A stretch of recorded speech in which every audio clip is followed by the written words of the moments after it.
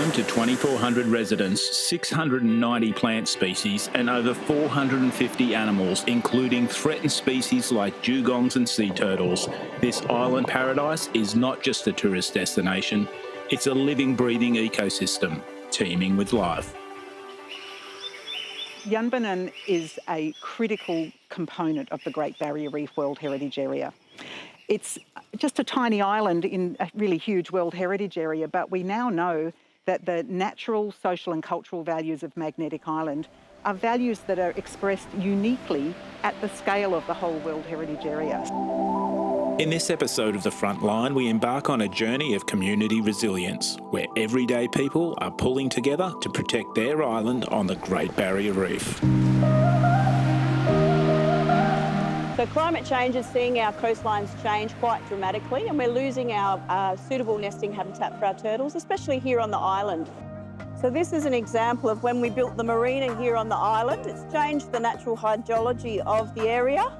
So instead of the natural replenishment of the sand which build on our dune systems, they're just eroding. Don't put the quadrat down. So what we're seeing with these extreme climate events or changes is that the sand temperature is staying hot and we're getting a lot more female turtles. So with this project, we're trying to establish what vegetation supports good nesting habitat to reduce the temperature or maintain that sort of natural temperature of the sand so we get a nice variation of male and female turtles.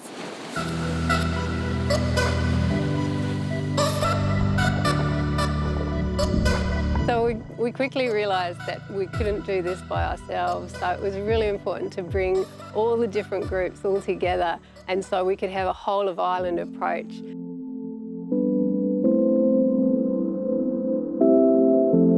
This land holds importance to us because we can actually identify our shields, our markings, where we believe that we are connected to this land and to the island and to the water. Like working with them has been such a privilege, and it's been really great just to see, you know, people working together. Like we've been working with the Yunbinnin Rangers and we've been able to take up lots of opportunities. As traditional owners, we have an obligation to look after country. Networking is so important, and from there you can go a long way. The aim of the project is to working towards a net zero Yunbinnin Magnetic Island. Net zero in terms of we're working to make Magnetic Island 100% powered by solar energy or renewable energy by 2030. And towards net zero in terms of waste is to reduce as much as possible the waste that's going into landfill. So this is the Horseshoe Bay School, and underneath it we've been lucky enough to have our Biogen, which is processing food waste into a soil enhancer that we can use on our island. This enhancer is amazing. Once you've used it in your garden, you find worms turning up and you find the soil is just much more better water holding capacity. It's just brilliant. Everything has to work together. If we don't work together, both as a community but also individually, then we can't make things change. Speaking from my own personal experience, the resilience is everything. I work with coral and I'm really pleased to know that coral themselves are resilient, but in my endeavour to grow coral, I needed to make sure that I never lost power for more than 24 hours. I know it's going to be the best thing for the islands to figure out if independent businesses and residents can become independent of the grid and outside of doing things for net zero. This is a bottom dollar figure that we're looking at. If you can save energy, you can save money, and it's the future. So the island is quite unique in the sense that we do have quite a diverse range of ecosystems, mangrove forest being one of them.